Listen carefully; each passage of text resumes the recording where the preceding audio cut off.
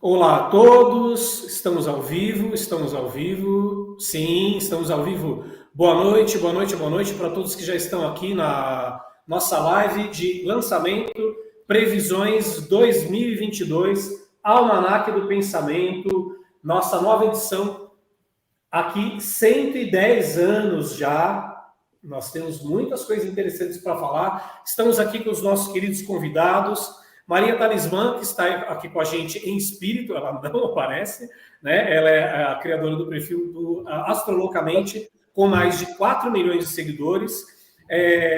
Também aqui estão com a gente hoje André Mantovani, Verbena In e Léo Chioda. Eu vou falar um pouquinho deles, aqui vou fazer uma apresentação da live, eles vão ficar jogando o charme deles para vocês por enquanto, e aí nós vamos continuar aqui, né? Nós damos as boas-vindas a todos que estão aqui em mais esse encontro com a gente. Olha aqui o cenário novo, nosso estúdio, agora aqui dentro da nossa sede do Grupo Editorial Pensamento, Ipiranga, aqui em São Paulo, do ladinho do museu. Ainda está fechado, viu, gente? Cultura está complicado. Mas vamos aqui fazendo os nossos trabalhos todos. O Almanaque do Pensamento ele foi lançado pela primeira vez em 1912 e teve, inclusive, uma segunda edição. Eu vou contar um pouquinho aqui para vocês e vou mostrar uma verdadeira relíquia. Isso tudo aqui não é sujeira, o livro ele está muito gasto, são manchas de ferrugem. Alguém aí que pode perceber, em vermelho vai estar aí, ó, segunda edição, né? O primeiro almanaque de todos, lançado para o ano de 1913, né? Foi impresso 20 mil exemplares, hoje ele encontra-se aqui encadernado, nós temos todos guardadinhos, e não durou até março daquele ano de 1913. Teve que se imprimir mais 20 mil exemplares para dar conta da demanda. Aí vocês imaginam, um país totalmente católico, 80% da população analfabeta, muito preconceito com astrologia, essas coisas, enfim, e de repente o Antônio Olívio Rodrigues, o primeiro astrólogo do Brasil, fundador do Grupo Editorial Pensamento, resolve fazer um almanaque de astrologia. O almanaque, ele era um meio de comunicação muito legal, que existia ali naquele período. Existiam vários, eu vou falar um pouquinho da gênese do almanaque, como ele surge aqui, né? Nós estamos aqui com a edição dos 100 anos também, ó, 100 anos do almanaque, que aconteceu em 2012, o ano que o mundo acabou, né? Tá aqui o calendário maia, né? Pera lá, gente, o mundo não acabou? Estamos aqui. O mundo como nós conhecemos acabou. Muita coisa de lá para cá aconteceu, estamos em novas retomadas, processos espirituais acontecendo, né? Então, realmente, ali finalizou. Aqui tem aqui a página, né, facsimilar do almanaque que nós lançamos. E o Antônio Olívio Rodrigues, aqui, ó, o imigrante português, não sei se vocês conseguem ver direitinho, cadê? Vamos focalizar. Antônio Olívio, o primeiro astrólogo do Brasil, fundador da editora Pensamento, imigrante português, que está aqui, ó, a primeira sede. Cadê a câmera? Está aqui, câmera, vamos aproximar. Aqui a primeira sede da editora Pensamento, ó. Lá na rua Senador Feijó, lá perto da Sé, isso em 1907. Então tem aqui um editorial, né, que foi escrito histórico sobre a história do almanaque. Pesquisem por aí em selos do Mercado Livre, vocês podem encontrar. E na primeira parte dessa live nós vamos abordar a trajetória de cada um dos nossos colaboradores aqui presentes e a relação deles com o universo da astrologia. Na segunda, cada um deles vai contar também como eles conheceram o almanaque. E também nos contarão sobre os textos que eles fizeram aqui para essa edição nova aqui de 2022, ano regido por Mercúrio. Cada um deles aqui vai comentar sobre isso. Então, algumas curiosidades sobre o almanaque no Brasil. Como é que surge o almanaque no Brasil? Esse veículo era um veículo cultural que era muito comum ali no século XIX. O primeiro almanaque do Brasil foi feito em 1829. 1829, o almanaque do Pierre Blanchet, o almanaque imperial, né? Era um editor francês, e logo depois esse formato ele ganhou mais um almanaque em 10 anos depois, em 1839, com o Almanac Lamer. Ele começou como uma folhinha literária e chegou até 1.700 páginas. Era uma coisa que, assim, era para o ano todo, para tudo, se consultava muito esse tipo de coisa. Década de 50 e 60 houve muito almanac de farmácia, né? Quem aí tem mais de 40 anos vai lembrar do almanac biotônico, essas coisas todas, enfim. Anos 90 quase desapareceu, e dentro desse meio o Almanac Pensamento continua aí, ó, há 110 anos sendo publicado, um dos únicos que permanece aí publicando astrologia no Brasil, já conta com 25 milhões de exemplares comercializados. Essa edição, então, ela está com muita coisa diferente, mais voltados para o processo de interação social, comunicação, aprendizado. É um ano, né, que vai trazer muito disso para a gente, que é realmente a influência de Mercúrio, né, que traz tudo isso. Temos matérias muito importantes da astróloga do Almanac do Pensamento, que é a Teresa Caval, matérias colaborativas muito interessantes da Verbenaim, que colaborou bastante aqui com a gente, e matérias especiais do André Mantovani, do Léo Chioda e aqui também da Maria Talismã, da página Astrolocamente, trazendo também o bom humor, né, desse processo da regência de Mercúrio para esse ano. Então, vamos aqui falar um pouco agora dos nossos colaboradores. Primeiramente, André Mantovani, muito bem-vindo, nosso querido autor aqui da casa já também. Está com lançamento de livro novo, vai mostrar um pouco aqui sobre a interação do tarô e dos anjos. André Mantovani é escritor, astrólogo, tarólogo, estudioso da espiritualidade e do conhecimento, também é mestre em literatura e crítica literária pela PUC São Paulo.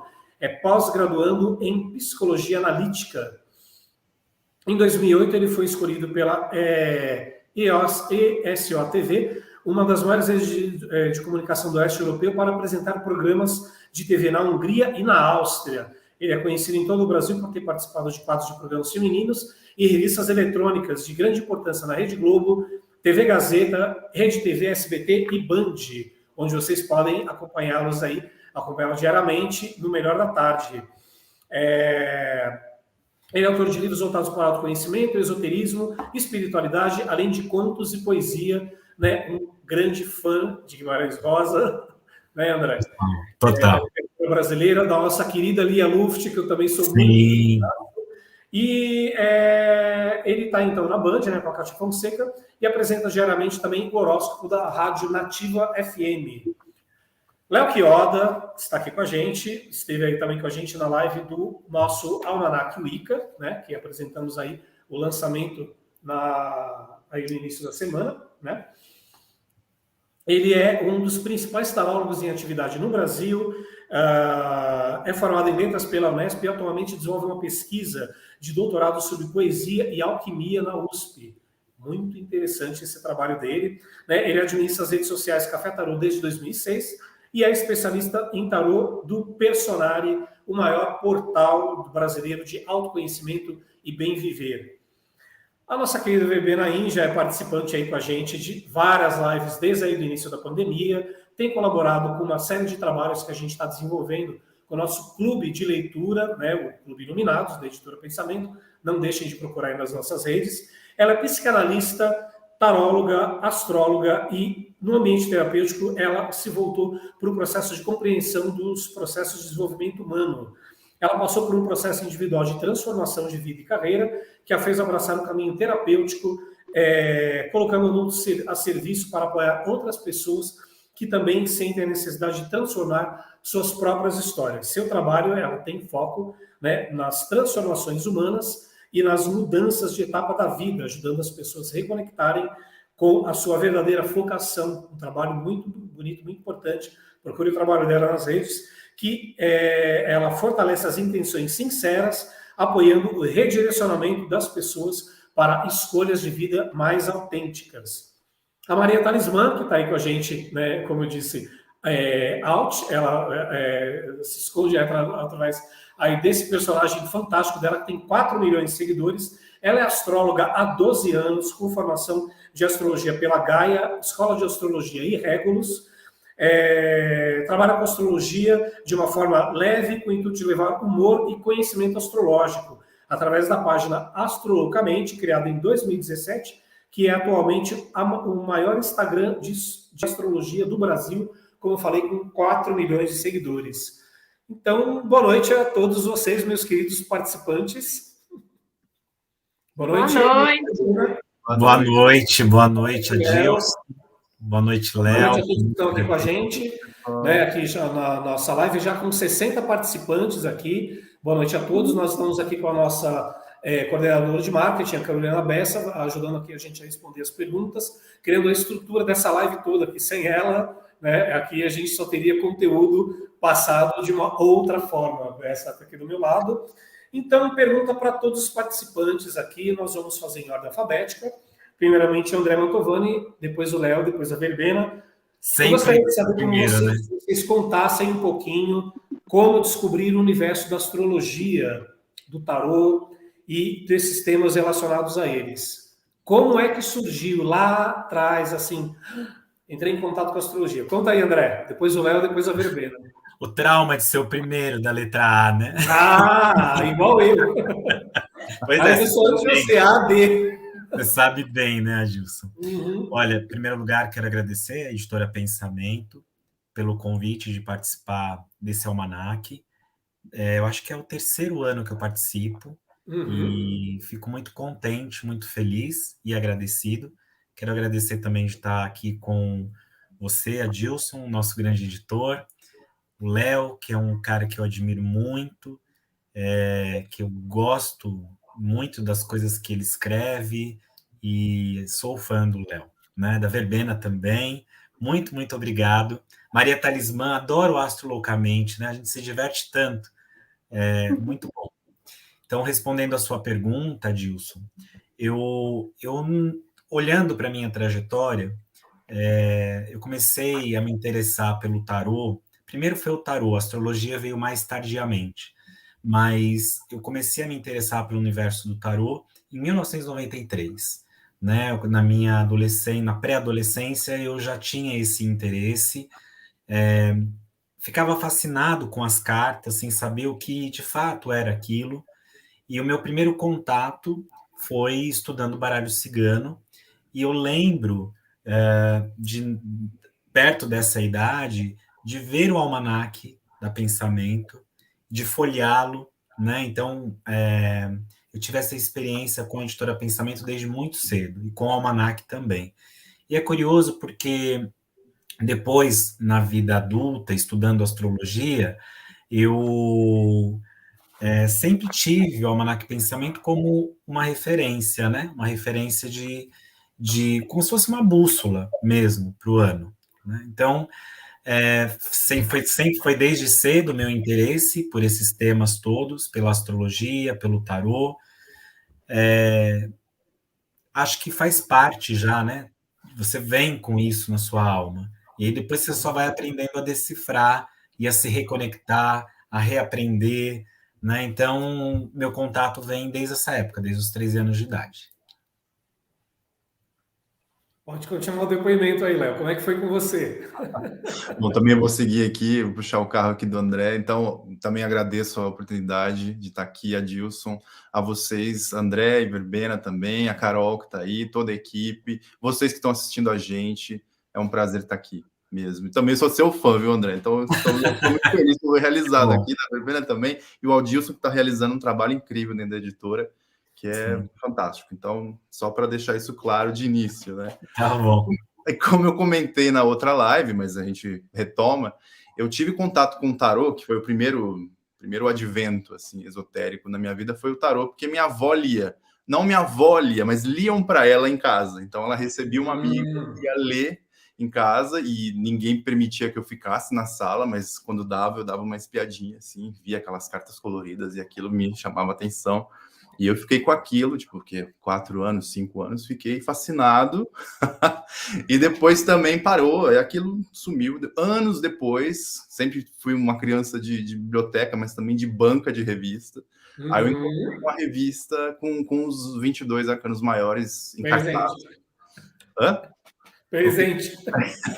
Aí eu comprei, falei, não, agora isso aqui, eu já estava descobrindo também outros assuntos, também o Wicca, a bruxaria, estava lendo já, mas e a banca era o grande, assim, era o grande a grande fonte de informação, né, a única, para falar a verdade, no interior, porque demorava para chegarem os livros nas livrarias, que dirá nas bibliotecas, né? Então, as bancas eram, de fato, essa fonte de informação. E aí eu vi essa revista, nem lembro a editora, infelizmente, mas comprei, então foi o primeiro contato, foi com o tarô, e foi primeiro na infância, depois numa banca de revista, que depois, como eu falei já, também se choca com, de fato, com a própria editora Pensamento, porque foi na banca de revista que eu descobri o Almanac Wicca. Mas depois eu comento sobre a descoberta do Almanac do Pensamento, né, que é uma outra história. Mas eu sempre fui uma criança também esquisita, né? Então, assim, gostava muito de pedras, gostava muito de ervas, cresci no meio de plantas, né? Meus pais são até hoje, eles cuidam de plantas, foram floristas por 30 anos. Então, eu sempre fui muito, assim, místico, vamos dizer assim. Sempre gostei desse universo, né? Mas o primeiro contato, de fato, foi numa banca de revistas. Então, isso é fato. Assim, foi o primeiro contato. E aí, depois, continuei, né, pesquisando. Os primeiros livros foram aparecendo. E o curioso é que o primeiro livro que me apareceu, o livro mesmo, foi o livro do Carlos Godo, Tarô de Marsella, editado pela editora Pensamento. Então, isso também é um fato interessante na minha trajetória. E aí eu não parei mais. Aí criei o blog e estamos aqui até agora. O primeiro livro de astrologia publicado no Brasil em 1917, editora Pensamento. Aqui o trabalho de empreendedorismo do Antônio Oliveira Rodrigues, o primeiro astrólogo do Brasil. A Verbena tem uma história bem interessante para contar como é que isso entrou na sua vida, né, Verbena? Estava aqui recapitulando também, né? O primeiro contato. Eu acho que o meu primeiro contato foi com a mitologia mesmo, né? Que eu sempre gostei muito de mitologia. E aí, quando eu era adolescente, descobri que tinha essa relação da mitologia grega, principalmente, né? Com as figuras astrológicas, né? Com esses símbolos todos. Eu ainda não entendia muito bem de astrologia, não. Mas nessa época da adolescência, eu fazia escola de música, aqui em São Paulo, a ULM, agora tem outro nome. E um dos professores de harmonia, né, o Júlio César, ele era astrólogo também, né? E acho que foi a primeira vez que eu entrei em contato assim, com esse universo da astrologia e me parecia muito familiar, talvez porque eu já conhecesse um pouco dos mitos e tudo mais, né? E aí me aproximei um pouco disso, até pelo Almanac do Pensamento na época, né? Então eu tinha uns 15, 16 anos e tal. E tinha coleguinhas do ensino médio também que tinham as cartas do tarô, né? Então ficou tudo meio apresentado, eu achei super legal, mas minha família era evangélica, né? Então esse assunto era meio tabuzão, assim, na família. E meu interesse era escondido, né? Não podia contar para ninguém, nada disso. E aí, eu só depois, adulta mesmo, já casada, que eu me dediquei a esse estudo, né? E aí teve um momento onde eu levei isso mais a sério, porque eu tinha uma outra carreira, né? Eu era advogada, mas eu senti muito forte esse chamado de me aproximar, então, tanto do tarô como da astrologia, e fui estudar, né? Eu lembro que nesse período que eu estava pensando em me aproximar para estudar, por acaso, o meu filho mais velho, ele era pequenininho, tinha um ano e pouco, ele começou a brincar um dia com uma outra criancinha, assim, numa pracinha, e eu me aproximei, então, da mãe da outra criança, e ela era astróloga. Pois é, ela chamava Andréia. A vida vai te empurrando ali. Ele falou: olha, a gente está tentando te contar uma coisa, você vai, tá afim? E foi assim que veio a ideia de estudar, né? Realmente, ela me passou as indicações das escolas mais tradicionais aqui de São Paulo, enfim. E eu criei coragem para estudar. Eu achava aquilo tão complicado, né? Tão difícil. Foi uma surpresa, porque quando eu fui estudar, achei tudo muito familiar, na verdade. Né? E é o que o André estava comentando, né? A gente já tem meio que um jeitinho, né, para ir decifrando. Não é tão complicado assim quando a gente se aproxima de verdade, né? E aí, até o momento em que eu realmente fiz essa transição de carreira e assumi esses saberes todos e botei isso para funcionar também, para ajudar outras pessoas, né? E foi assim. Então, a ideia, né, é que realmente é essa, né? Quer dizer, cada um de nós tem uma trajetória, uma história com essa questão toda, né, que vai se aproximando aí aos poucos. Tem pessoas aí já te chamando, aí, ó, cumprimentando, né, falando aí de uma forma geral, né, as pessoas agradecendo aqui, né, esses depoimentos todos. O importante é que a gente precisa saber o quê? Assim, de vocês, né? O que a astrologia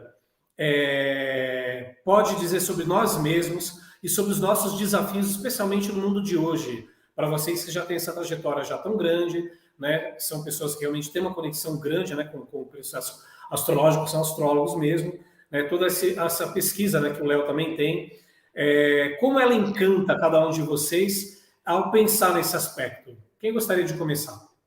Então, assim, como é que a gente pode pensar a astrologia sobre nós mesmos e os desafios do mundo de hoje, né? Especialmente hoje, assim, o que ela pode dizer para a gente? Eu já comecei da outra vez, acho que agora podia ser a Verbena ou o Léo. Então, continua, Verbena. Justo. Vai, Verbena. Tá bom. Bom, a astrologia tem ganhado cada vez mais espaço, né? A gente vê que as pessoas hoje em dia sustentam mesmo essa identificação. Eu sou de tal signo, tenho lua e tal, né? E isso é bem diferente, por exemplo, da época dos anos 80, dos anos 90, assim, onde as pessoas faziam isso meio escondido ainda, né? Hoje em dia as pessoas realmente se apresentam assim, então ganhou muito espaço. E eu acho que é porque as pessoas estão recuperando e reconhecendo também o quanto que essa linguagem simbólica ajuda a gente a entender um mundo que está cada vez mais complexo, né? Porque a astrologia expande nosso poder de observação da vida, dos nossos acontecimentos.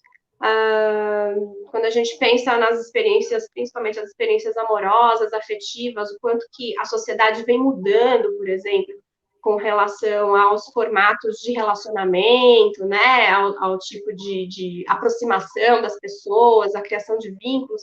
A astrologia já dá isso, né, há tantos mil anos atrás, mas a gente, como sociedade, tem expandido um pouco mais, assim, e permitido novas experimentações. E eu acho que é aí que a astrologia vai conversar com a realidade das pessoas, que está cada vez mais complexa, né? A gente vem de uma época onde houve muitas transformações no modo de pensar, né? E eu não sei se as culturas estão oferecendo referências suficientes para as pessoas se localizarem no momento que a gente está, né? Já a astrologia oferece todo esse recurso do olhar para si mesmo, dessa questão tanto dos vínculos. E aí a gente vai nas habilidades pessoais, quais são suas tendências, onde você pode ser mais útil ao mundo, né, com as suas habilidades. As pessoas estão sedentas de conhecerem isso sobre si, né? E eu acho que o fato das pessoas reconhecerem isso na astrologia é que tem fortalecido esse saber hoje em dia, né? Pelo menos eu percebo que as pessoas que se aproximam, assim, para buscar uma orientação no mapa, né, numa revolução solar, são pessoas que estão ampliando esse repertório diante da vida. Pode continuar, Léo? Vamos deixar o André por último agora. Vou inverter a ordem agora. Eu acho incrível, porque a astrologia é uma ferramenta que resiste a tanta desinformação. Eu acho isso tão encantador nela, porque ela é a porta de entrada. Eu acho isso incrível, porque ela é a porta de entrada para tantos interesses também. A pessoa começa pelo signo, mas já ela está fazendo o mapa dela, né? Ela sabe só o signo solar, de repente ela está fazendo o mapa, de repente ela está fazendo uma sinastria, de repente ela está fazendo um curso. Pronto, é por isso que é sempre tão difamada. É entrada para outras coisas mais pesadas. Pois é, também, por isso. Mas o que eu acho incrível é que, mesmo assim, ela não é uma crença. E as pessoas, às vezes, acham que é isso. É uma crença, eu não acredito em astrologia, não sei o quê. Não existe um templo, não existe um deus da astrologia, não existem igrejas. Então, ela resiste, mesmo assim, ela resiste. E é um saber, é um recurso, como a Verbena colocou, tão incrível, que quando você entra por um meandro, você pode se perder lá dentro, mas você se encontra. É isso que eu acho engraçado, né? A pessoa que se dedica, de fato, à astrologia, ela vai descobrir um mundo que é o mundo dela e é o mundo de todas as outras pessoas também, né? De como que a gente vive em sociedade e como também que as coisas vão se concatenando ou então se encontrando, como que os caminhos se bifurcam e os saberes também. Então a astrologia cabe tanto na arte, você vê a astrologia na arte, na mitologia, na história. E ele faz também, ele serve como um gancho, ou então um apoio, um saber que pode se acoplar, vamos dizer assim, ou então conversar bem, porque se corresponde, com o tarô, por exemplo, com a astrologia e por aí vai. Então eu acho isso fascinante. E é um mundo que eu tenho até que confessar que eu não me joguei totalmente ainda, porque o tarô toma a maior parte do meu tempo. Então eu ainda não tenho todo esse mergulho. Mas eu acho fantástico. E boa parte do que eu aprendo é com o Almanaque do Pensamento. Também tenho que confessar isso ao longo do ano. Então eu vou usando, né, esse recurso que é o Almanaque para aprender também sobre astrologia. Eu acho incrível. Eu vou me acompanhando por aí. Mas é isso, é fantástico, né? Vamos lá, André.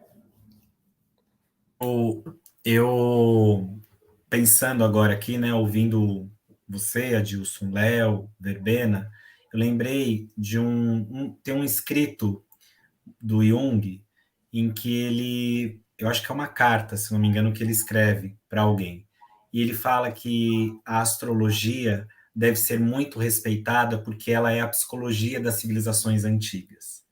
Perfeito. E então, olhar para a astrologia, poder entender esses símbolos, essa linguagem arquetípica, como um caminho da sua própria individuação e da sua própria individualidade, porque ao contrário do que muita gente pensa, o que a astrologia busca não é falar de você dentro de um coletivo apenas, é individualizar-se, né? Quem é você? E aí por isso que nós temos um mapa que é único e que dá ali todas as nuances das nossas singularidades.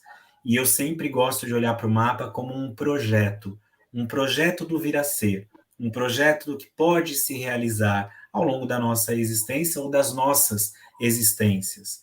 Sim. Acho também uma coisa interessante da gente pensar, nós estamos num momento de tanta evolução tecnológica, de tanto ter, e o ser humano vai ficando cada vez mais carente do ser.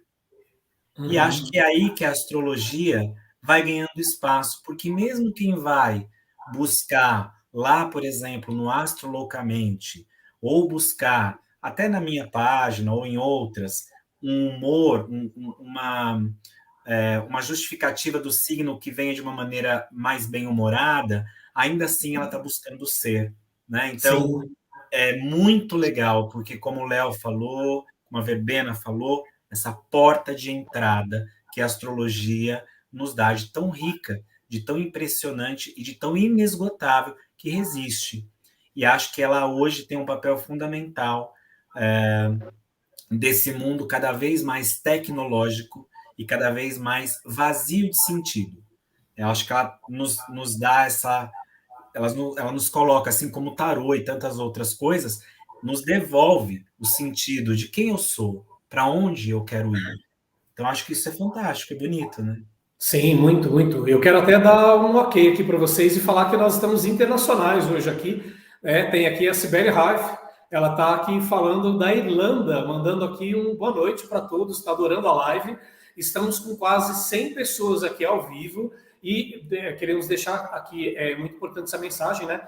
Se inscrevam no nosso canal, né? Dê aí a curtida na live, porque é importante, porque tudo isso que nós vamos falar aqui vai servir, gente, para o ano inteiro, né? Com esses profissionais maravilhosos que estão aqui, né, que cederam aqui o seu tempo, né, todo, assim, a gente como trazê-los para o Almanaque é reconhecer o quê? O Almanaque, ele tem 110 anos, mas a editora, ela publica livros para o mundo em transformação, mais que livros de inspiração, é isso que a editora Pensamento traz, estão sempre em movimento. Então, quer dizer, todas as linguagens, elas são muito importantes. Nós temos aqui, né, hoje, a Maria Talismã falando de humor, né, já publicamos aqui, né, a Mariana Fernandes com a Astrologia da Depressão, que estava lá bem antes, né, do deboche astral, essa coisa toda de brincar, né, o vendedor de cada signo, o marido de cada signo, o enfermeiro de cada signo, aquela coisa toda que foi popularizando muito a astrologia nos últimos 6, 7 anos para cá, né, e agradecer realmente a todos vocês que estão aqui. Agora tem uma pergunta que não está, né? Será que todo mundo aí quer saber? Será que eu pergunto para vocês? Não está aqui no nosso roteiro, a tríade, né? Que muita gente já fala, agora eu conheço um pouco melhor sobre os nossos colaboradores aqui. Será que eu pergunto? Será que eu não pergunto? E agora? Sol, Lua e Ascendente. E aí, vocês podem dizer de vocês? Posso. Prefere não dizer. Será que eu botei vocês aí justo ao vivo? Eu tenho o Sol em Virgem, meu ascendente é em Libra e minha Lua em Aquário. E acho que tem bastante desse tempero aí, dessa mistura. E quero saber também da verbena, do Léo, pode contar. Pronto, ó, verbena, você é a próxima na roda. Bom, eu sou sagita, né? Sempre sorriso, sagita. Sagitariana. Eu tenho Lua em Touro e tenho ascendente em Aquário. E aí essa combinação aí de Sagitário com Aquário conversa muito, né, com essa colcha de retalhos que é a minha vida, assim, um pouco de muitas coisas. E tô me entendendo bem hoje em dia como ascendente. Várias encarnações numa vida, né? Aquário, ascendentes em Aquário, luas em Aquário tem isso, né? Uma multiplicidade. Uma vida só não é bastante. Espero viver bastante, viu? Para poder cumprir esse Aquário aí no meu mapa. A vida é agora, né? A vida é agora. Oh. A vida é agora e é muita. Muita vida, André. É isso mesmo. Léo? E eu sou Sol em Capricórnio, eu tenho o ascendente em Câncer e a Lua em Escorpião. Meu Deus! Lua em Escorpião. Tem muita coisa na casa 8. Tá muita coisa na 8. Bastante. Então Bom, para eu investigar. Eu de falar do meu, porque eu sou só o apresentador do talk show. Não, então diga aí, diga lá. Vamos partir para a próxima pergunta. Ou fala também. Conta disso. Conta! Eu sou capricorniano, né? Muito capricorniano. Eu tenho 5 casas, né? Em planetas, né? Na realidade, em Capricórnio. Mas sou ascendente em Libra, né? Quem está aqui é o libriano, né? Todo comunicador, né? Conversando, né? Todo ar. E tenho Lua em Touro. Né? Então ali é aquela coisa fixa bastante. Então Libra me ajuda bastante assim a lidar com essas coisas todas. E aí, enfim, né? Os outros planetas, né? Como ninguém falou, então também não sei se falar. O ano de 2022, gente. O ano de 2022 será regido por esse planetinha lindo aqui, ó, Mercúrio. Né? O que ele representa na astrologia, o nosso dia a dia, como regente de comunicação e aprendizagem. O que ele vai representar para a gente? Né? O que Mercúrio vai representar como esse regente de comunicação e aprendizagem? Você pode começar, André? Posso. Eu penso muito no Mercúrio como um planeta que nos dá o lugar de fala, mas também nos dá a capacidade de pensar. Né? Se a gente for lembrar do que é Mercúrio quando a gente vai analisar um mapa, é a forma como a pessoa pensa, é a forma como ela se comunica. Então, eu acho que 2022 será um ano muito importante para que a gente não só nos coloque, né, não só para que a gente se coloque num lugar de fala importante e reivindique e expresse e também possa pensar melhor o que eu desejo para a minha vida. Eu penso também que Mercúrio fala muito das trocas, da comunicação, das relações, né, de como expressar as nossas ideias e os nossos ideais também. Acho que Mercúrio é um planeta, como todos sabemos, rápido, então um planeta que pode trazer mais movimento para esse ano de 2022 e movimentos até necessários para que a gente compreenda o que está por vir aí, né? Eu, particularmente, acho que os efeitos de tudo que a gente vem vivendo nos últimos 2 anos, astrologicamente falando, ainda se desdobram um pouco para 2022, né? A gente tem aí Saturno em Aquário, trazendo para a gente essa responsabilidade com o coletivo, Eu acho que a Verbena, até mesmo o Adilson, o Léo vão concordar comigo, que quando a gente fala de um regente, não tem como não pensar o céu, né? Então, sim, Mercúrio é o regente, será aí o nosso grande carro-chefe em 2022, mas também temos outros trânsitos acontecendo, né? Outras coisas no céu que vão compondo aí todo o cenário. Mas eu acho que Mercúrio pode trazer um pouquinho mais de leveza para a gente, embora a gente ainda tenha esses planetas mais lentos em lugares muito estratégicos. Urano em Touro, a gente tem Plutão em Capricórnio, Saturno em Aquário e assim por diante. São planetas mais lentos e que estão mexendo nas estruturas do coletivo, né? Estão mexendo nas estruturas do que é o mundo. Exato. A Verbena fez uma postagem hoje sobre a situação política do Brasil, falando bastante dessas coisas aí. Depois eu quero que ela faça aí algum comentário também dessas posições que você está falando. E tem uma pergunta aqui, André, para você falar, botar aí na tua fala. A Ana Cláudia Bruna Ribeiro pergunta: e aí, vai ser o ano regido por Mercúrio? Vai favorecer os geminianos? Claro, não podemos esquecer não só geminianos, mas também os virginianos, porque Mercúrio rege Gêmeos e rege Virgem também. E lógico, todos nós temos Gêmeos no nosso mapa, todos nós temos Virgem no nosso mapa, e é muito legal que cada um possa saber onde é que está Gêmeos onde é que está Mercúrio no seu mapa, porque ali pode ser uma área de grande ativação e dependendo dos trânsitos. Preciso ela no meu. Para Tem Saturno em Gêmeos, é o mesmo. Meu Mercúrio, não sei onde está. Preciso ver. Então, por isso que é legal, se a gente souber o posicionamento de onde está Mercúrio, quais o relacionamento desse Mercúrio, se ele está em bom aspecto, se ele não está, isso pode ajudar bastante a gente entender como é que Mercúrio vai reger a nossa vida. Pode continuar, Verbena? Claro. Legal relembrar de onde vem essa tradição dos planetas que regem os anos, né? Sim. Isso é uma prática medieval. A gente usa a estrela dos caldeus, é uma estrela com 7 pontas, então correspondendo aos 7 planetas até Saturno, né? E a gente tem uma tradição, então, de atribuir um período que a gente designou como um ano, né, a cada um desses planetas como regente. Então, o que isso quer dizer? Né? Então, quem vai mandar no ano é aquele planeta. O que eu percebo, observando as histórias das pessoas que eu atendo, é que a gente se aproxima de uma postura que tem a ver com o planeta do ano. Né? Então, esse ano de 2021 é um planeta regido por Vênus. Né? E Vênus é um planeta das paixões, do apaixonamento, né? Daquilo que eu gosto muito. Né? Não tem muito espaço para experimentar algo que não me dê prazer.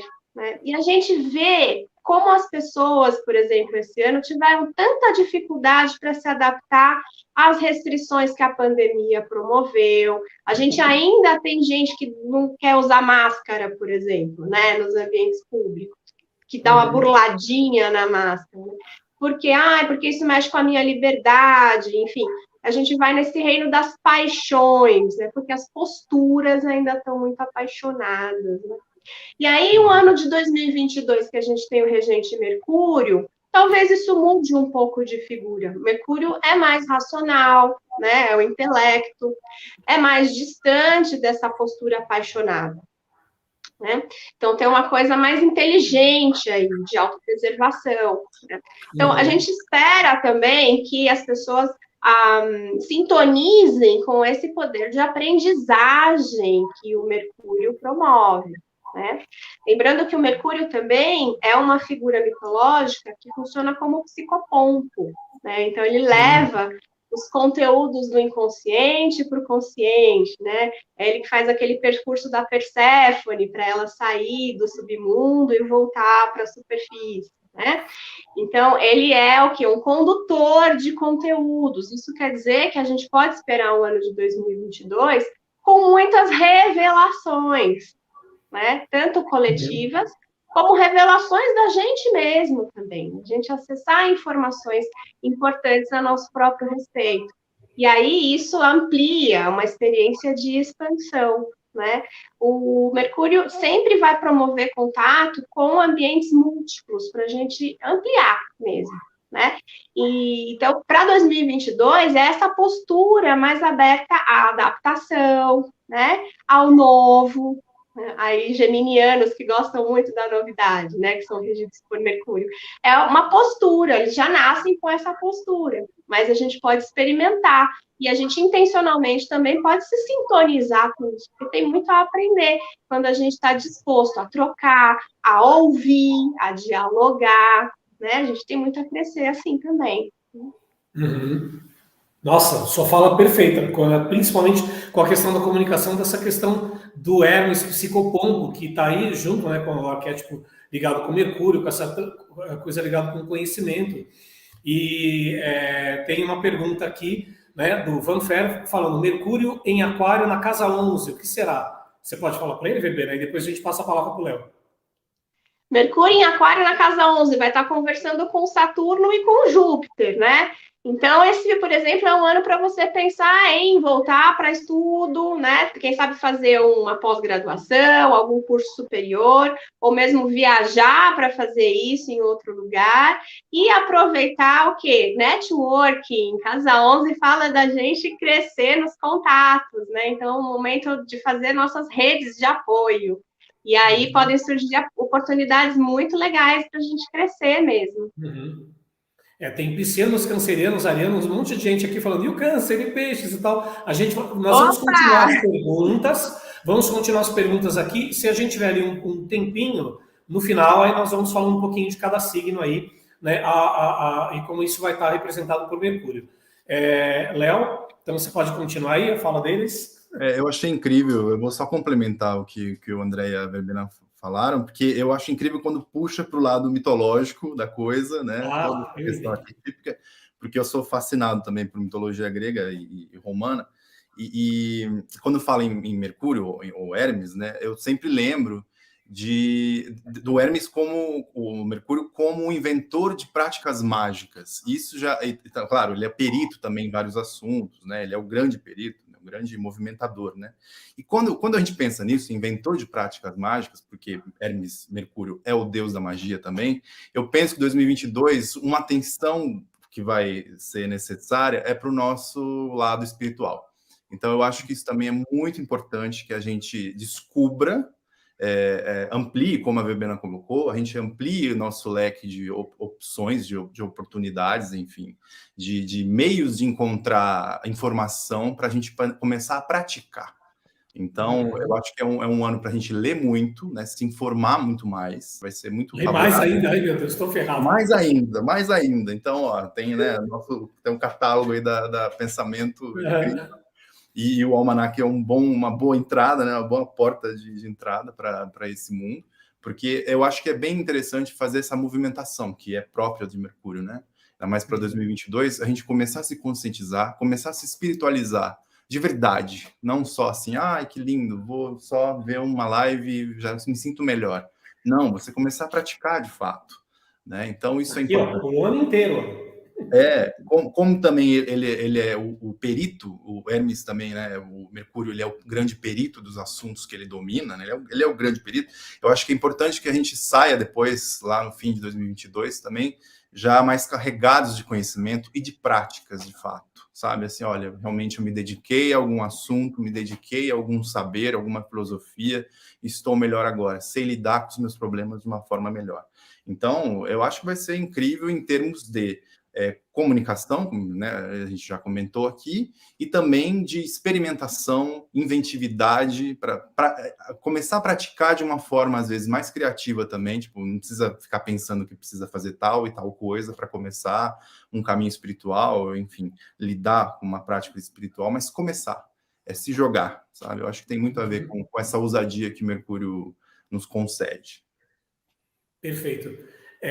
Tem uma pergunta aqui para o André, aí a gente parte para a próxima para todos vocês aqui. A Maíra Sade Oficial pergunta: Mercúrio R, não entendi, em peixes, na 4. Por favor, André, responde. Então, acredito que esse Mercúrio R é Mercúrio retrógrado. Isso, provavelmente. E todo planeta que fica retrógrado ou que está retrógrado no nosso mapa natal é sempre uma oportunidade de rever, é sempre uma oportunidade de reavaliar, é sempre uma oportunidade de você visitar aquele assunto novamente. Se a gente for olhar pela astrologia kármica, casa 4 é a casa que fala da nossa família, das nossas relações primais, né? Aquelas primeiras relações, ou de onde tudo se originou. E em Peixes, que é um signo que fala muito do nosso inconsciente, não só da espiritualidade, mas do nosso mundo inconsciente. Então, talvez seja um período importante, como a própria Verbena falou do psicopompo, né? Eu gosto muito também dessa possibilidade de emergir dessas questões familiares, até questões muito profundas, de virem à tona, mas também mostra a necessidade de aprender, de deixar as coisas um pouco mais racionais e não se perder nesse oceano pisciano. Né? Mas, lógico, a gente teria que olhar o mapa todo, teria que olhar a revolução dela, mas acho que por aí já dá para ela pensar um pouquinho, né? Não só na sua família de origem, mas no seu mundo interior, na sua casa interior, uma fase de reavaliação. A Maria Eugênia da Silva Jardim aqui, ela pergunta, por favor, Mercúrio retrógrado em Leão na 9. André. Não, mas aí a Verbena pode falar também, ou o Léo. Pode falar, né, Verbena? Você quer responder isso daí, Verbena? Maria Eugênia da Silva Jardim. Mercúrio retrógrado em Leão na 9. Em Leão na 9, né? Olha, Mercúrio retrógrado na 9 às vezes não é muito legal, porque vai sinalizar alguma tentativa de estudar ou de ampliar e que às vezes não dá muito certo, né? Acontece uma outra coisa que impede. Então, a pessoa precisa ter muito foco para superar essa retrogradação, né? Os retrógrados também têm essa coisa da gente se testar na vida, se é aquilo mesmo, né? Até o momento em que a gente fala, é isso, agora eu vou, né? Que geralmente acontece depois dos 35 anos, assim, que a gente já superou o retorno de Saturno, aí a gente se entende com os retrógrados do nosso mapa. Mas um Mercúrio na 9, às vezes, pode sinalizar isso, uma dificuldade, né, na formação superior, por exemplo, que a gente precisa insistir um pouco mais para aquilo acontecer. Mas o Mercúrio em Leão, ele está muito bem posicionado, né? Então é um racional aí que é inteligente, é brilhante, né? Tem umas sacadas originais com algumas coisas. Leão tem um caráter inventivo, criativo, importante. Então, olha só quanta coisa pode ser explorada aí também, né? Então, no ano de Mercúrio, ativar essa força de Leão, criatividade, brilho próprio. Eu acho que vai por aí. Só para completar, Dilson, a Verbena também fez lembrar uma coisa importante. O Mercúrio em Peixes também pode ser uma forma, da nossa amiga que perguntou, pensar também as suas emoções profundas, né? De trazer um pouco mais de clareza para essas emoções que muitas vezes podem ficar perdidas ou não compreendidas. E aí, se a gente for analisar Mercúrio como forma de pensar, com certeza ela deve ser uma pessoa extremamente amorosa, que pensa mais com o coração. Olha, uma pergunta importante que serve para todos nós aqui, né? Eu queria que a Verbena continuasse. Natália Regina Ferreira, ela pergunta, vai entrar em retrogradação em Mercúrio, Capricórnio e Peixes. Como ficam esses signos? Olha, sempre que o Mercúrio faz retrogradação, a gente avalia o que tem naquele trajeto da retrogradação. Então, ele sai de um grau e vai parar no outro extremo, e depois ele percorre tudo de novo, né? Então, ele passa 3 vezes no mesmo lugar. No curso normal, acho que é para cá, né, que eu tô. No curso normal, ele vai, aí ele retrograda, volta, passou 2. Aí ele volta de novo, passou 3. Ou seja, ele vai passar com ênfase ali naquele trajeto. Então, se é alguma coisa que no nosso mapa conversa com algum planeta, faz aspecto com algum planeta, algum outro marcador, principalmente se ficar conversando com os luminares, né, Sol e Lua, aí a gente sente isso mais forte, né? Então, um capricorniano tem Sol em Capricórnio. Se a retrogradação acontecer nesse trecho, é claro que o capricorniano vai sentir mais, uma Lua em Capricórnio vai sentir mais, né, esse percurso. Mas, de uma maneira geral, todo mundo sente. Né? O Mercúrio retrógrado, a gente brinca muito com a coisa de falhar o equipamento eletrônico, perder o backup das fotos e tal. Então, é bom mesmo garantir tudo isso, viu, gente? Mas não é só disso que se trata, né?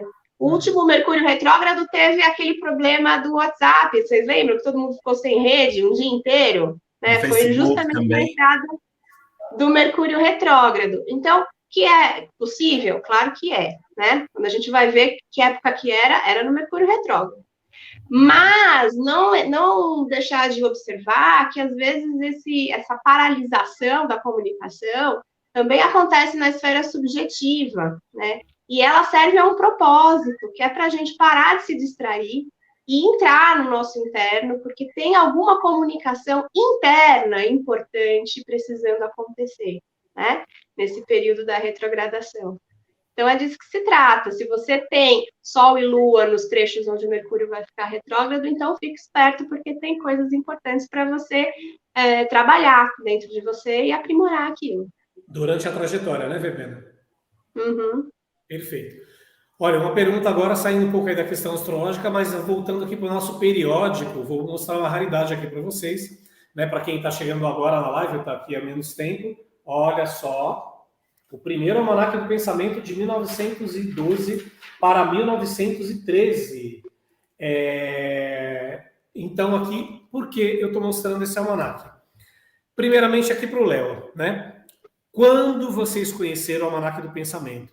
Qual foi o primeiro contato que vocês tiveram com esse tão tradicional periódico? Já está aqui, ó, há 110 anos, fazendo parte das nossas vidas. 110, gente. Pensa nisso. Existe 200 e poucos anos de imprensa no Brasil. Olha isso aqui. E qual foi a impressão que vocês tiveram dele e o que vocês sentem hoje com relação ao almanaque? Então, primeiro o Léo, aí depois o André e aí depois a Verbena.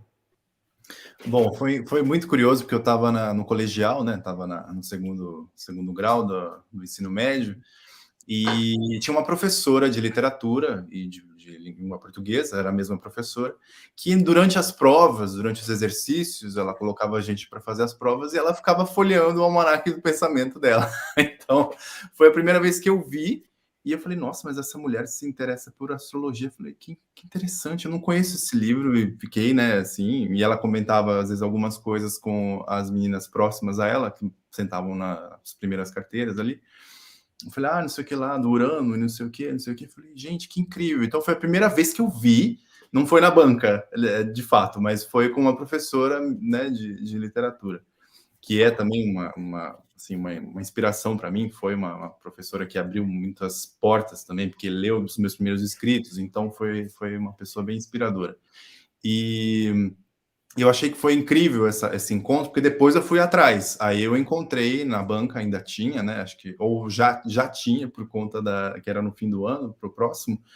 Não lembro agora exatamente esse detalhe, mas foi assim. Então aí eu cheguei na banca, que eu já era figura carimbada da banca, e encontrei o almanaque e comprei. E eu fiquei muito feliz, porque eu vi ali todo o ano, né, todas aquelas tabelas que a gente tem até hoje, que são tradição do almanaque e tudo, e também questões em relação aos calendários também de plantação e qualquer coisa assim. E eu fiquei muito fascinado, porque eu falei, gente, tá tudo aqui, sabe? E se a minha professora estava lendo, e se é uma publicação que já estava, não lembro, 90, no número, sei lá, estava já chegando aos 90 anos de publicação ou mais, enfim. Eu falei, gente, isso é muito sério e muito confiável. Eu senti isso pelo texto também, quando eu comprei, né?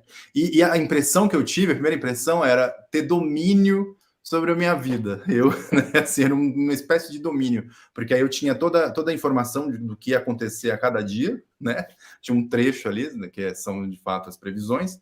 Eu falei, gente, eu tenho agora material, né? Tenho recurso para entender como é que as coisas funcionam. Então, eu vou entender melhor o céu também, e vou entender como é que é a minha vida e o meu signo e o meu mapa mais para frente, quando eu fizer. Enfim, isso na época, né? Então, foi assim. Então, o primeiro contato foi assim.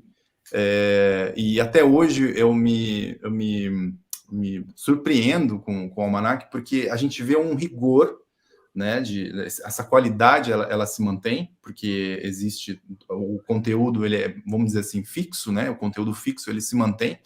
E eu acho incrível, porque é sempre o mesmo teor, são informações muito precisas que a gente tem para cada dia e para cada signo também, nas sessões específicas. Eu acho fantástico, e acho incrível também quem leva esse almanaque, sabe, na bolsa, quem tem na mochila, e quem considera mesmo essa informação, mesmo que hoje a gente tenha também as mídias aí digitais e tudo, mas impresso, que eu sou fã do livro impresso, né? Então eu tenho, gosto e ando com ele, carrego até hoje. Alguns anos eu perdi, não vou negar, né? Mas de fato é muito gratificante de ter esse almanac. E nesse ano especialmente é para mim um prazer, uma honra, um privilégio de estar dentro dele. Então é muito bom. O André está com um tempinho aqui um pouco já meio apertado. Eu quero que ele fale sobre esse depoimento, né, sobre como ele conheceu. E na sequência, eu já quero deixar aqui para ele falar sobre o Tarô dos Anjos, que está aqui muito conectado com a questão das previsões para o ano de 2022. Então, assim que você acabar, André, eu vou ler um pedacinho do seu texto, e aí você já continua isso, e aí depois a verbena continua. Porque eu acho que você está com o tempo mais estourado, né? Isso. A gente que tem o amor pelo consultório, pelos atendimentos, não dá para... Que é o grande laboratório, né, para a gente. A gente Verbena aprende entende bastante isso, né, Verbena? E você também, né, Léo? Cada um dentro do seu aspecto. Que a gente lê, a gente aprende, mas o legal é você entender isso no cotidiano, na vida humana.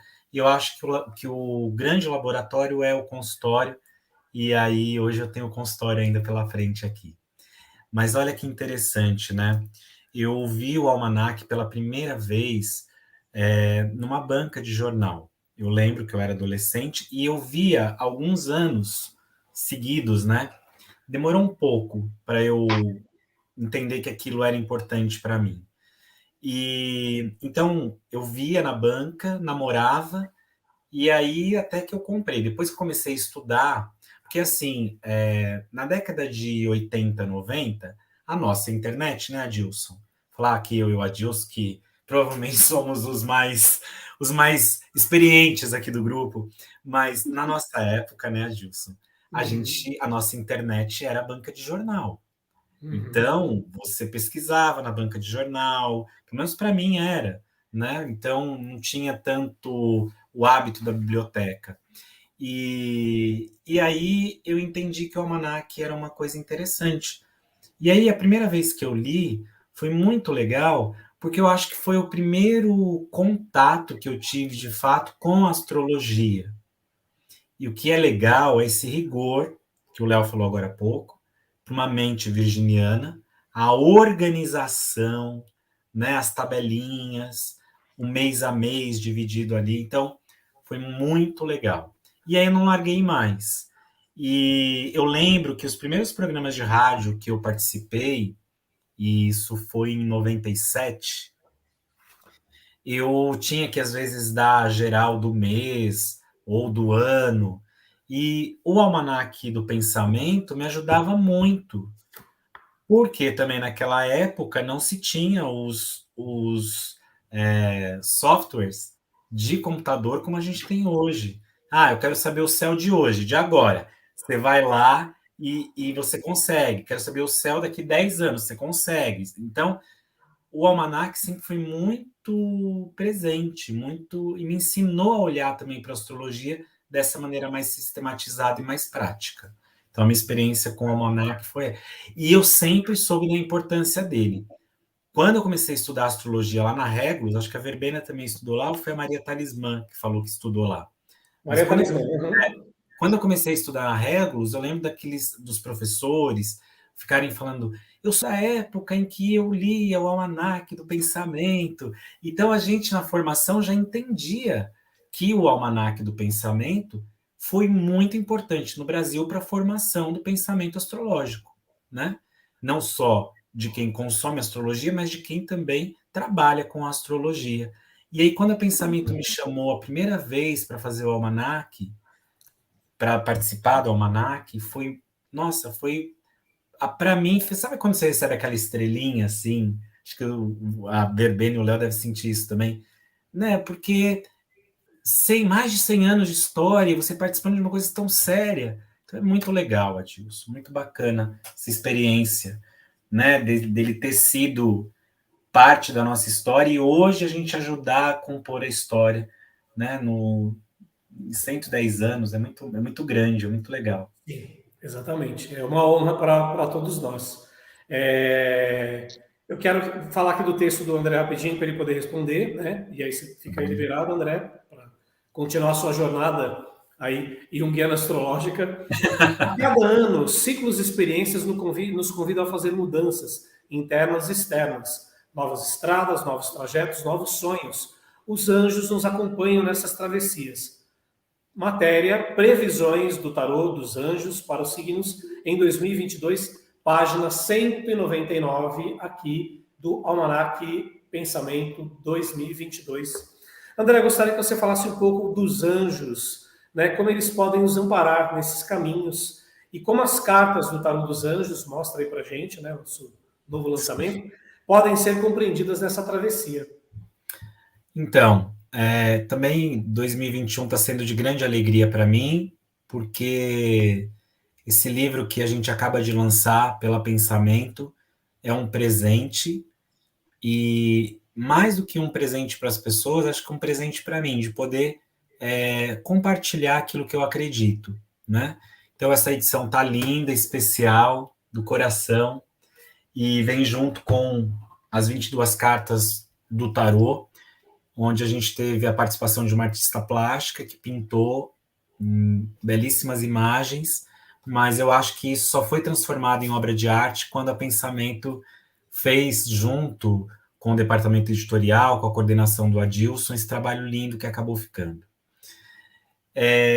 Eu costumo dizer que quando eu comecei a estudar os anjos, lá atrás, eu acreditava nos anjos como uma coisa alada, como mensageiros do céu, e eu continuo acreditando assim. Mas hoje eu acredito que eles também moram dentro da gente. Quando a gente passa a ter compaixão, empatia, bondade, tolerância, quando a gente passa a ter respeito, quando a gente passa a ter fé, esses anjos vão se manifestando dentro da gente, né? E eu entendo hoje esses anjos como forças arquetípicas que se relacionam intimamente com o tarô. Então, a proposta de trazer o tarô dos anjos é para ajudar as pessoas nessa comunicação tão refinada com o próprio inconsciente, com seus anjos interiores e com os anjos que habitam o mundo, que habitam o céu, que habitam o universo. Nesse artigo que eu escrevi, que o Adilson me convidou, né, para fazer do tarô dos anjos, eu tirei uma carta para cada signo, né, para entender qual anjo se manifestaria ali na jornada de cada um de nós. E até faço um reforço aqui, quem tiver o almanaque, quem adquiriu o almanaque, e souber o seu signo ascendente, o seu signo lunar, faz essa junção, né? Que anjo que sai ali para o signo solar, que anjo que sai para o signo ascendente e para o signo lunar. Mas se não souber, vai aí pelo seu signo solar, que eu acho que pode dar um direcionamento grande. Acho que estamos num tempo de muita transformação, de muitas mudanças radicais, mudanças que já foram previstas há muitos anos atrás por grandes profetas, mas eu lembro também, Adilson, que quando eu comecei a estudar o tarô e a astrologia, e a gente lia aqueles livros que eram passados debaixo da mesa, né? E a Verbena lembrou bem isso. que antigamente as pessoas pareciam que tinham vergonha de estudar astrologia ou esoterismo. E aí você pega aqueles livros de pessoas que viveram a década de 70, que foi uma época de grandes gurus, de grandes revelações sobre a era de Aquário, ali já tinha muitos indícios e até uma promessa do que viria a ser, que é o que a gente está vivendo hoje, né? E eu acho que os anjos nessa fase, nesse momento, pode nos dar um pouco mais de esperança, um pouco mais de motivação e um pouco mais de amorosidade nesse olhar que a gente precisa ter, não só com a gente mesmo, mas também com os outros, né? Então, acho que humaniza mais. E a gente não pode esquecer que em 2022 a gente vai ter a influência, né, de um anjo muito importante, que é o anjo da sabedoria e o anjo do poder, que se relaciona muito, né, com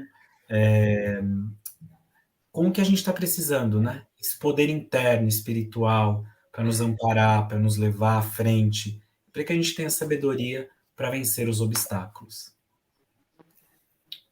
Lindo, é isso aí. Né? A gente e se a gente for lembrar também, né? Se a gente for lembrar também. Obrigado, Gilson. Mas se a gente for lembrar também que 2022 a gente tem um número 6 como regente, a gente vai ter aí a carta dos enamorados, que no tarô dos anjos se relaciona com o anjo do coração, que é onde a gente faz escolhas decisivas e importantes. E eu acho, se a gente for pensar, por exemplo, em Brasil, que é um ano político, qual é a escolha que a gente vai fazer para sermos guiados aí pelos próximos anos? Tá bom? Obrigado, André. Obrigado mesmo. Fica aí à vontade, a gente continua a live, tá? Agradeço demais. Obrigado, Adilson. Obrigado toda a equipe de marketing da Editora Pensamento. Obrigado, Verbena. Prazer te conhecer aqui. Né? Já sabia do seu trabalho, mas que bom estar aqui com você. E é um prazer enorme te rever também. Viu, Léo? Escreva muito. Você precisa escrever milhões de coisas para a gente ler. Tá bom? Qual o nome do anjo da sabedoria e do poder? Antes de você ir embora, a Cecília Santos de Andrade está perguntando. Não, é porque lembra que... O nome hebraico você não tem no livro, né? Mas lembra que a gente relaciona esses arquétipos com os arquétipos do tarô. Então, sim, na verdade, é o anjo do poder, o nome é o anjo do poder, sim, é o anjo da sabedoria, que vai evocando esses arquétipos dentro da gente. Pronto. Então, tchau, André, muito obrigado. Vamos continuar aqui com a Verbena, que agora todo mundo está curioso. E a Verbena, como é que ela teve a primeira contato com esse almanaque aqui tão fantástico, né? Que está aí com a gente há 110 anos. A gente não elogia porque é da editora, porque o público fez isso chegar até aqui, até nós, né? São 110 anos, gente. Como é que foi, Verbena, o seu primeiro contato? Como é que você sente, então, né? A impressão que você tem dele hoje, como é que foi quando você conheceu? E aí depois nós vamos aqui já continuando com você, né? E continuando aqui para finalização da nossa live, tem pergunta do Léo, da sua matéria, tem aqui uma mensagem um depoimento da Maria Talismã também, então pode continuar. Tá bom. Bom, foi meio parecido com o do Léo, né? Esse primeiro contato com o almanaque foi com a turminha da escola também, lá no segundo grau, na adolescência. E era uma coisa assim meio escondida mesmo, né? Ninguém podia saber que a gente estava perto da astrologia. Então, faz um tempo, no final dos anos 80. Né? Faz um tempo. Mas eu achei muito bonito os glifos. Tinha sido a primeira vez que eu tinha tido contato com os glifos de astrologia, né? Glifos são esses símbolos para cada planeta, né? Para os signos e tal. Eles têm uns desenhos de identificação. E eu achei aquilo tão lindo, tão bonito. Então, me lembro que foi aí o primeiro contato com essa simbologia, né? E aí, quando eu entendi que tinha o desenho de um se relacionando com o outro, era um outro sistema de letras, era um alfabeto, e eu falei, eu quero aprender isso aí. E foi um encanto, né? Eu consegui me dedicar muito tempo depois, né? Para isso, precisei passar por umas etapas primeiro, cumprir uns requisitos, checklist, assim, na minha vida. Mas foi uma satisfação enorme depois, lá na frente. Então, consegui ser treinada, né? Nessa leitura desse idioma que é a astrologia. Mas o primeiro contato, então, foi aí. Foi nessa época da adolescência. Uhum. Verbena. Desculpa, eu lembrei de um detalhe. Quando eu comecei a estudar, e aí eu me matriculei num curso e tal, e contei para as amigas, aí elas me deram, viu, Adilson, um almanaque do pensamento. Me deram de presente. O almanaque do pensamento e um outro livro também de bruxaria natural, de uma autora que é de Van Fel, né? E juntaram ali e me deram também como um estímulo, né, para continuar estudando. Acho que foi o mais próximo que elas também tinham, né, de referência de astrologia, enfim. Então também teve esse detalhe, lembrei agora. Perfeito. Olha, como nós fizemos com o André, vamos fazer com você também na sequência com o Léo, né? Um texto que você tratou aqui com a gente na astrologia como suporte da psicoterapia é muito importante e nós queríamos o quê, Verbena? Você aborda um pouco esse tema que ele é pouco explorado, mas que aos poucos ele vai ganhando cada vez mais espaço, mais interesse, né, entre as pessoas, enfim, mesmo que o Jung lá atrás já tivesse estudado, enfim, né, as pessoas ainda brincam, né, falam, olha, acho que até você que me falou em algum momento, eu fiz curso de Jung e essa matéria eu não estudei, não. Tarô, astrologia, no meu curso junguiano não tinha, sei lá, né, as pessoas ainda brincam, né, com isso, quer dizer, o papel da astrologia como suporte na psicoterapia. Um processo que se estabelece entre o terapeuta e o paciente, que se destina a mudanças, né, e fortalecer a autoestima, a autonomia e a melhora nos relacionamentos. Verbena, conta aqui pra gente. Conta aqui pra gente por que a psicoterapia até então era tão pouco relacionada com a prática realmente da astrologia. Prática que nos ajuda no processo de autoconhecimento, né? Você podia falar também como o conhecimento da astrologia ele complementa o processo terapêutico? Claro. Vamos lá. O que eu procurei compartilhar nesse artigo é um pouco da minha experiência, né, da minha visão, porque eu sou analista, sou psicanalista e também sou astróloga, né? É claro que são abordagens distintas e nos meus atendimentos eu não, ou é astrologia ou é psicanálise, né? Eu não misturo as duas coisas. Mas o que a gente percebe é um enriquecimento, então, dos processos da psicoterapia quando a pessoa se aproxima da astrologia. Porque em relação às psicologias todas, né, a gente está muito no começo ainda das psicologias, né? Se a gente pensar quando que essa ciência se estabeleceu, né, foi no final do século XVIII, XIX, né? Na virada do século XIX para o século XX. Então, a gente tem pouquíssimo tempo é uma ciência, tem fundamentos, funciona, né? A gente tem cada vez mais avanços, a neurociência também se aproxima muito desses processos, hoje em dia complementa bastante.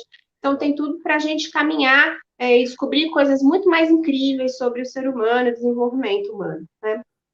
Porém, enquanto ciência, é muito pouco tempo. A gente está falando de um período de menos de 200 anos. Exato. Né? A astrologia é um conhecimento registrado com tantos mil anos, né? Cada cultura desenvolveu a sua astrologia e conseguiu perceber essa correspondência dos movimentos dos astros com o comportamento das pessoas, né? Estabeleceu essa relação. Então, a gente tem a astrologia chinesa, que é super antiga, a astrologia védica, que a gente tem registros de 5.000 anos, registrado aquilo, né? Historiado. Então, imagina quanto tempo demorou para compor esse conhecimento. Então, se a gente estiver fazendo comparações, né, a gente tem muito mais repertório da astrologia do que das psicologias. Aí que tá, né? Por outro lado, ainda tem muita resistência dos profissionais, terapeutas, né, com a astrologia, né?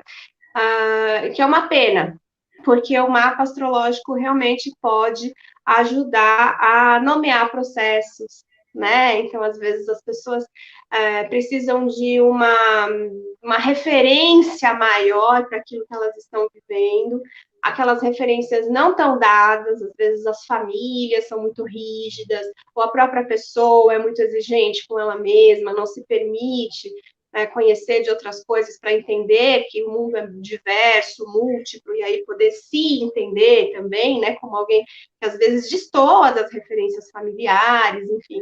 E o mapa dá isso para a gente, né? Tá lá, tá dado, tá escrito desde que a pessoa nasceu, né? Então, tem muito a colaborar com esse processo de investigação pessoal, né? De encontrar uma linguagem para expressar o que a pessoa está sentindo, muitas vezes, né? Então, o mapa pode funcionar como um orientador, né? Para a gente não deixar passar alguma coisa que é importante, que está lá, indicada no mapa, e que às vezes a gente pode, numa distração, não captar que aquilo é importante, né? Então, para quem é terapeuta, é muito legal, porque faz a gente estar sensível, né, às necessidades daquela pessoa, sem confundir as leituras com a nossa experiência pessoal, que é a contratransferência, né? E conseguindo identificar as pistas que a pessoa está dando. Então, quando eu fiz astrologia, aí, no sentido contrário, tinha muitos terapeutas estudando astrologia comigo, viu? É que eles não contam. O próprio Jung, ele só confessa muitos anos depois que ele usava os mapas astrológicos para decifrar os casos mais difíceis, né? Mas quem conhece de psicologia e quem conhece de astrologia consegue ver claramente as associações e correspondências, né? A única coisa que a gente tem que tomar muito cuidado enquanto terapeutas é não colocar uma visão astrológica, que seja uma interpretação astrológica, goela abaixo da pessoa. Isso a gente não pode fazer, né? O terapeuta, ele dá a mão para a pessoa e vai percorrer o caminho junto com ela. O terapeuta nunca vai dizer, afirmar coisas, olha, você tem lua em peixes, então você é assim, desse jeito, tal. Não, né? O terapeuta nunca pode fazer isso. Então, a linha é tênue aí para a gente não ultrapassar e não trabalhar com sugestionamentos, né? E não ser essa figura do charlatão na terapia, não. Mas isso nos sensibiliza para a gente poder, para a gente não perder a oportunidade de quando a pessoa está chegando naquilo, a gente sabe que aí quando ela está chegando, a gente vai lá e apoia.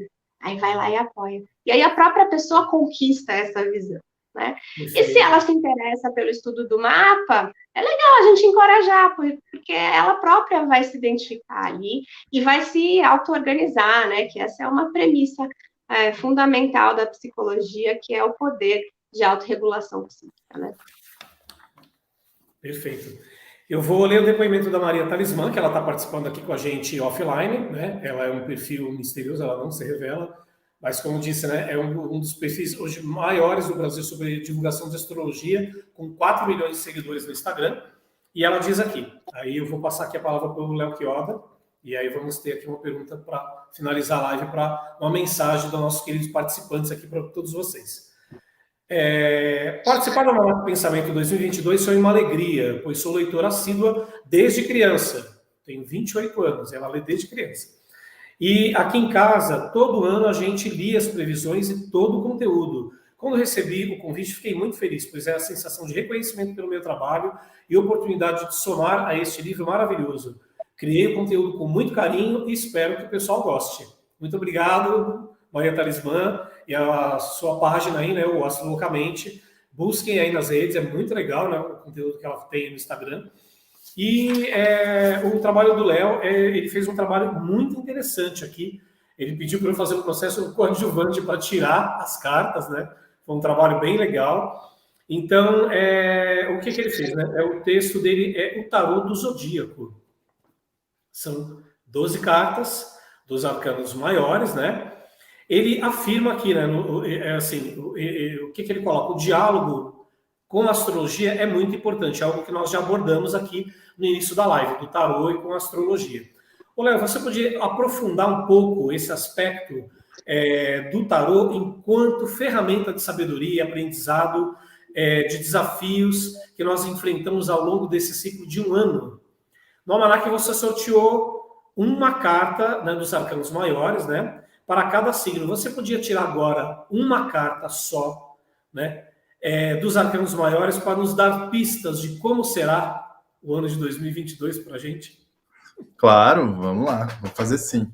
É interessante Olá, porque... gente, o momento importante da nossa live. Vamos sortear sim.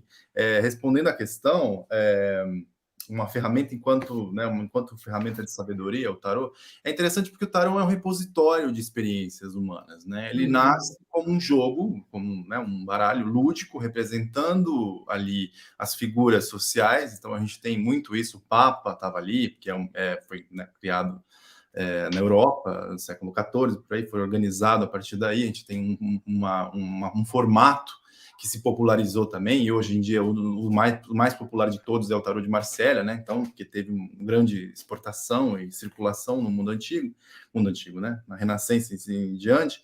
Então, é interessante a gente considerar que todas essas cartas, elas são repositórios de experiências, de imagens que eram muito comuns para as pessoas da época. Então, a gente tem a roda da fortuna também, que é relacionada à sorte das pessoas, aos reinados, a pessoa que sobe, a pessoa que está caindo, que caiu, é a que vai subir de novo. O diabo também, que era uma figura muito, né, proeminente para a sociedade também cristã. Então, claro, né, muito importante, também é representado. A morte, que nunca foi nomeada, não era nunca nomeada no tarô, então ela é só o número 13, que é o grande número, né, o número mais capcioso que existe, o mais cabuloso de todos.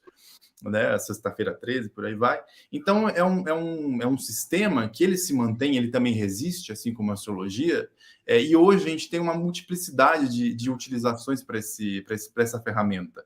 Uma delas é chamar ele de oráculo. Oráculo, a gente pensa sempre oráculo de Delfos, né, aqueles templos antigos em que as pessoas se dirigiam até lá, os reinos se dirigiam até lá, os representantes, para perguntar para a sacerdotisa o que o Deus daquele lugar tinha a dizer, né? Então, o oráculo é aquilo que fala, ora, né? Tem a ver com oráculo, com aquilo que é verbalizado. Então, o oráculo, ele fala para a gente as coisas. Essas imagens, elas falam conosco, né? A gente embaralha essas imagens e tira determinadas cartas, né? Um número específico, uma ou várias cartas, são 78 ao todo, ou 22 maiores, né? Considerados arcanos maiores.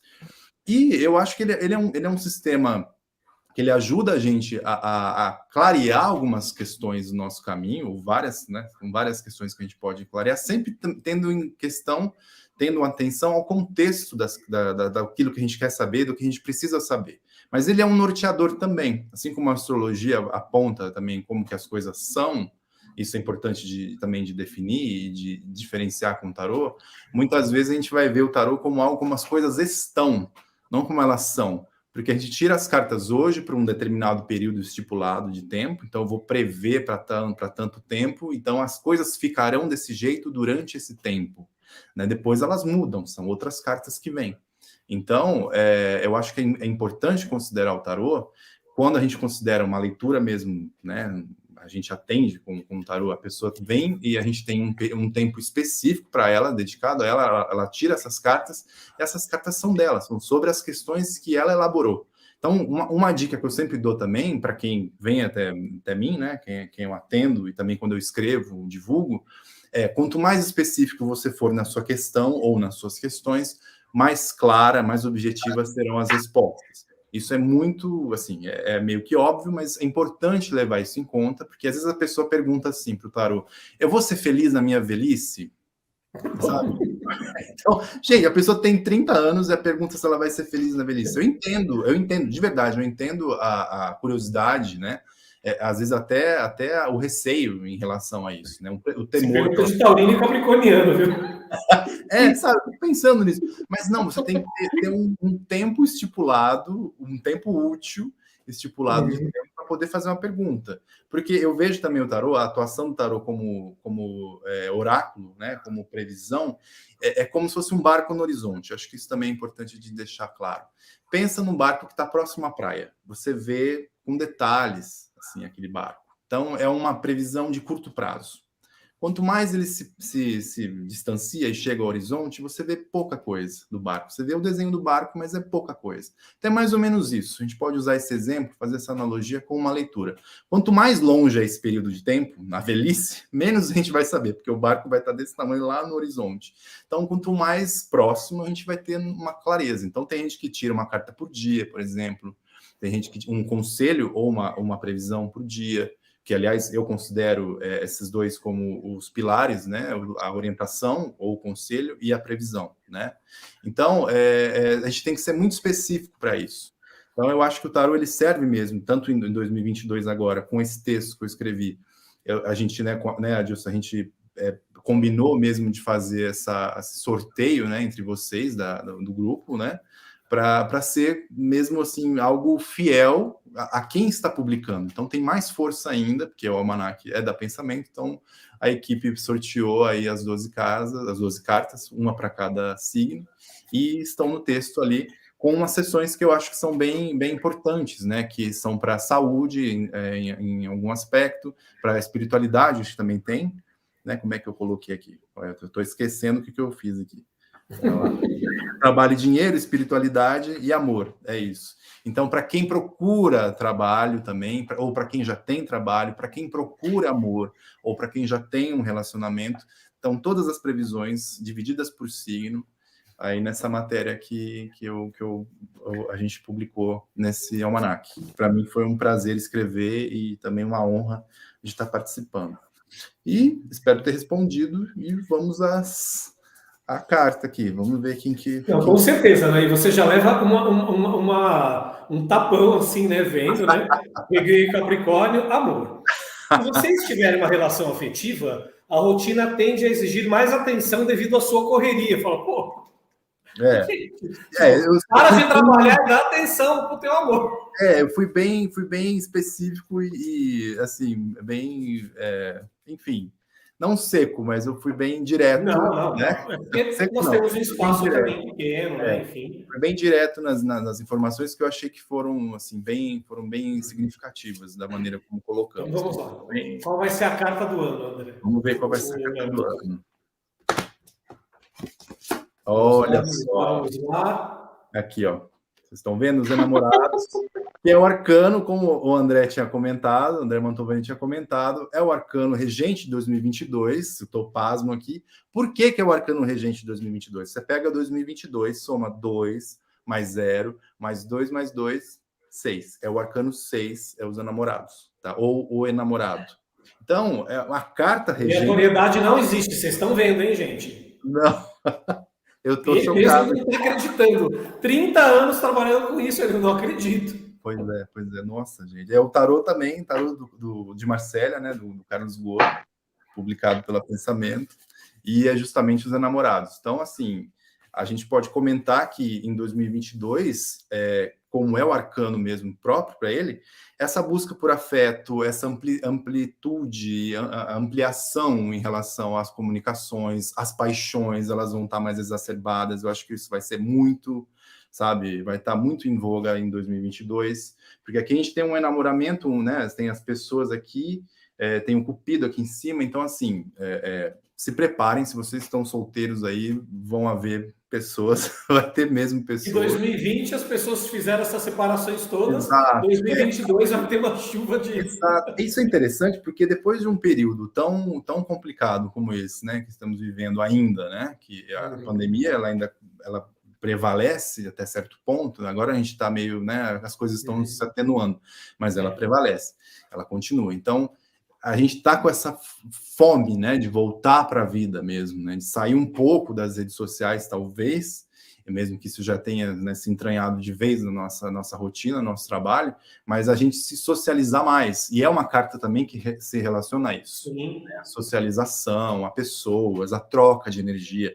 Então, e também falando em espiritualidade, como eu comentei antes sobre o Mercúrio, também é uma carta muito boa para você se apaixonar por alguma filosofia de vida. É muito provável que aconteça isso, de você encontrar o seu caminho de fato. Então, tá tudo, sabe, tudo em aberto mesmo, são caminhos abertos. É um ano de caminhos abertos a nível pessoal, nível emocional, né? Mas claro que também tem as previsões aí que são bem tensas em outros aspectos, mas pensando especificamente com os enamorados, com essa carta, eu acho que é interessante considerar mesmo essa busca mesmo por gentileza, sabe? Nós a tentarmos a isso, sabe? A sermos mais gentis, a considerar as outras pessoas. Então, isso é muito importante também agora. Gente, é incrível. Saiu a carta regente do ano. Bom, gente, olha, eu acho que com a tiragem dessa carta, eu acho que vocês têm agora coisas muito belas para falar para as pessoas, porque durante a construção do nosso roteiro aqui, né, foi escolhida uma pergunta muito legal, que foi aqui pensada pela Carolina Bessa, nossa coordenadora de marketing. Eu achei muito legal terminar a live assim, que seria o quê? Depois dessas colocações tão importantes que vocês colocaram, uma mensagem para todos nós aqui, né? Acho que é muito importante isso, para fechar essa conversa, como a astrologia vai nos ajudar a entrar em sintonia com os novos tempos em 2022. Será um ano menos turbulento ou de mais desafios ainda? Verbena, você pode começar? Posso, vamos lá. Acho que tem uma coisa em comum da astrologia e do tarô, né, com essas figuras do regente do ano Mercúrio e com a carta sendo os enamorados, né? Porque tanto Mercúrio como os enamorados falam da conexão, né? A gente vem de polarizações, né, de desgastes, de opiniões muito defendidas, e pessoas também com expressões muito defendidas. E eu acredito que 2022 vai ser um ano para a gente retomar as conexões possíveis, porque essas separações foram difíceis, doloridas, todo mundo perdeu alguma coisa com essas polarizações, né? E o que eu vejo é que o Mercúrio tem esse potencial na astrologia, facilita o contato e a aproximação com outras pessoas, né? A conexão e o aprendizado que vem daí, dessas conexões. E os enamorados também têm essa tônica, né? A gente pode pensar até nas questões projetivas que nos fazem aproximar das pessoas que têm algo para complementar conosco, né? E deixar que esse impulso pela aproximação, pelo vínculo, se fortaleça, para que a gente também consiga se reunir, né, se fortalecer no conjunto. Mercúrio é agregador, né? Gêmeos é super agregador, né? Regente de Gêmeos.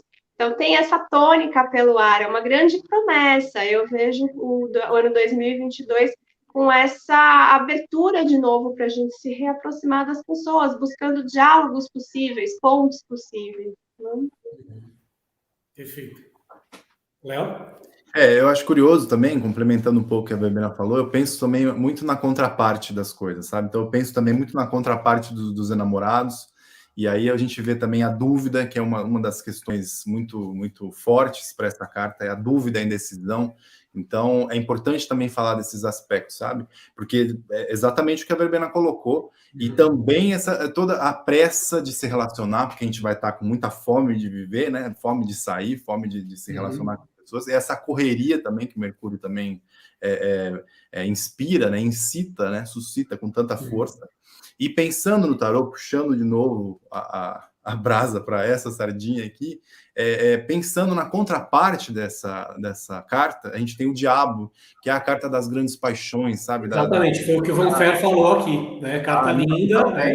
Foi comentado aqui, mas lembremos que a sombra do 6 é 15, que é o Diabo. Exatamente. Então, aqui, vou pegar aqui até para a gente mostrar rapidinho. Aqui é o Diabo, que é uma carta que geralmente assusta, as pessoas começam, né? Muita gente começa a pensar coisas assim, indevidas a respeito do tarô, pensando nisso. É a tríade, né? Diabo, morte e torre. Nossa, é o trio parada dura ali do tarô, que ninguém deu nome. A morte, inclusive, não tem nome. Mas o Diabo é o Diabo, a contraparte, porque ele é o arcano 15. 15, quando a gente soma 1 mais 5, então é 6, que é os enamorados. Então é por isso. Então é a contraparte, então ele é a sombra dos enamorados. Então é a dependência, sabe? É como se a gente assim pensasse, eu tenho muita vida para viver, e temos mesmo, mas querer ir com muita sede ao pote. Então, em 2022 vai ser muito assim, sabe? Batendo muito nessa tecla, então é importante... Não exagera, né? Sabe? Os exageros, assim, é uma vida muito desregrada. Então, tomar muito cuidado com isso, tomar muito cuidado cuidado com doenças também, sabe? Infecções mesmo, isso continua também. O diabo também rege essas questões. E a gente precisa tomar muito cuidado com esses aspectos mesmo dessas duas cartas, porque uma delas a gente tem que saber de fato, vai ser demandado a gente saber o que queremos, né? O que queremos para a vida, o que não queremos. Então, quanto mais definidos forem esses propósitos e o que não queremos, né, também, melhor, porque aí a gente vai com mais direcionamento, sabe, com mais assertividade.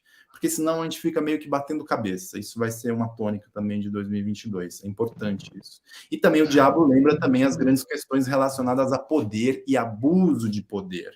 Então nós teremos, sim, a gente também tem, pensando no ano eleitoral, a gente também tem que levar isso em conta na hora de votar, né, para a gente não errar, para a gente não depois se arrepender do voto e coisas nesse sentido.